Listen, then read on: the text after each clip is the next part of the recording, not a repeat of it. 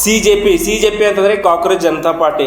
ನೋಡ್ರಿ, cockroach Janata party ಪ್ರಾರಂಭವಾದ ಕೆಲವೇ ದಿನಗಳಲ್ಲಿ 14 ಮಿಲಿಯನ್ ಅಷ್ಟು ಫಾಲೋವರ್ಸ್ಗಳನ್ನು ಕೂಡ ಇದಕ್ಕೆ ಹೊಂದಿದ್ದಾರೆ.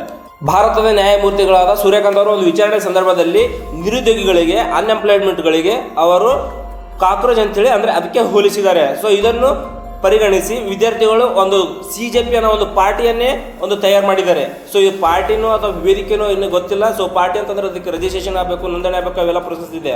ಇದು ಯಾವುದೇ ಥರದ ಇನ್ನೂ ಪಾರ್ಟಿ ಅಂತ ಆಗಿಲ್ಲ, ಮುಂದೆ ಏನಾಗುತ್ತೋ ಗೊತ್ತಿಲ್ಲ. ಸೊ ಹಾಗಾಗಿ ನ್ಯಾಯಮೂರ್ತಿ ಅವರು ಏನು ಕಾಕ್ರೋಚ್ ಅಂತ ಹೇಳಿದ್ದಾರೆ ಅದು ಅನ್ಎಂಪ್ಲಾಯ್ಮೆಂಟ್ಗಳಿಗೆ ಎಲ್ಲರಿಗೂ ಹೋಲುತ್ತದೆ ಅಂತ ಹೇಳಿದ್ದಾರೆ. ಸೊ ಹಾಗಾಗಿ ನಮ್ಮ ದೇಶದಲ್ಲಿ ಅನ್ಎಂಪ್ಲಾಯ್ಮೆಂಟ್ಗಳಿಗೆ, ನಿರುದ್ಯೋಗಿಗಳಿಗೆ ಅವರು ಕಾಕ್ರೋಚ್ ಅಂತ ಹೋಲಿಸಿದ್ದಾರೆ ನಿಜ.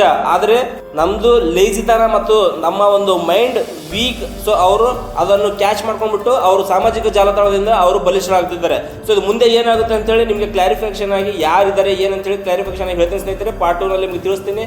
ಮುಂದಿನ ವಿಡಿಯೋಗಾಗಿ ನೋಡ್ತಾ ಇರಿ. Thank you.